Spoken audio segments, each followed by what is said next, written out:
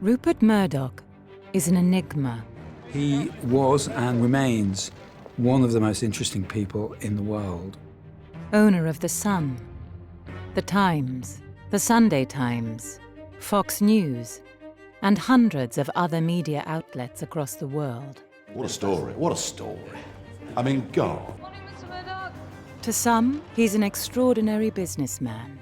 Thank you to my very good friend, Rupert Murdoch. To others, he's a darker force. Well, Murdoch's a proper danger to liberal democracies, if liberal democracy is your thing.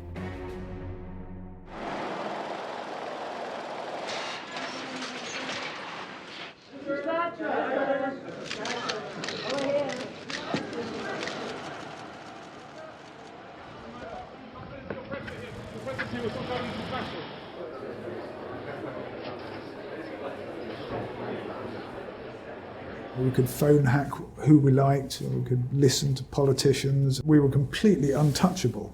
Mr. Murdoch, do you accept that ultimately you are responsible for this whole fiasco? No. You're not responsible. Who is responsible? The people that I trusted to run it, and then maybe the people they trusted.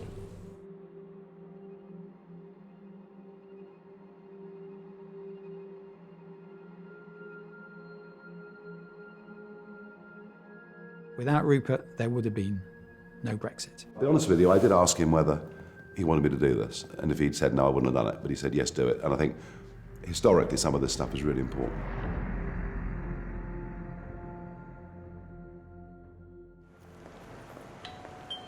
I was invited to go to his apartment, and we had dinner, and we drank some wine from a winery that he owned. I mean, he was interested in, who is Nigel Farage, what is UKIP, and I wanted to try and impress upon Rupert Murdoch that what we were trying to do wasn't dangerous, wasn't extreme, and I was just hoping that we would get a reasonable run.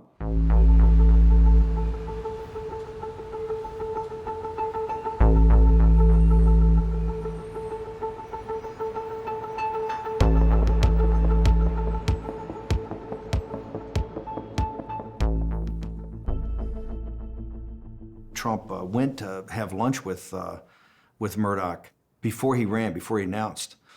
And they just want to take his temperature. And Ivanka announces that her father's made a decision to run for president. And Murdoch doesn't take his face out of the soup. He goes, no, he's not. And then she goes, no, you don't understand. He is. Murdoch, to me, should have been the guy above all that understood how you actually communicated to a mass audience, particularly communicated to a working class audience.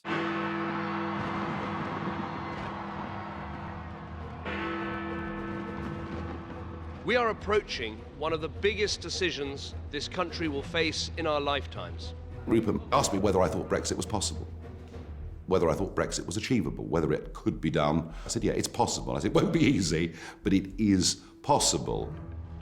He was in at The Sun, day after day, with the current editor, marshalling the coverage. I think Murdoch helped create an environment in which Brexit could happen, with The Sun's pretty constant Eurosceptic criticism. We will win this war. This is a foreigner interfering in British politics. And I don't believe that any other country would allow foreigners to have this sort of influence. I think The Sun actually mirrored the way that many in this country had been feeling for years and years and years, and yet there wasn't a political voice to articulate it. Let June the 23rd go down in our history as our Independence Day. I saw him some days afterwards. Take a quick picture of us. Brilliant. And both, I think, sort of still astonished that kind of what we wanted to happen had happened. But no, he was very happy about it. There's no leave party. It's the late party. Yeah.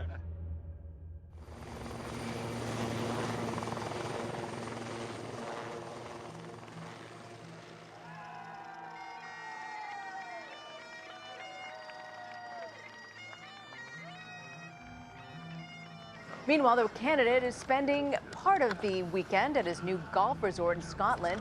He was joined Saturday by Rupert Murdoch and his new wife, Jerry Hall.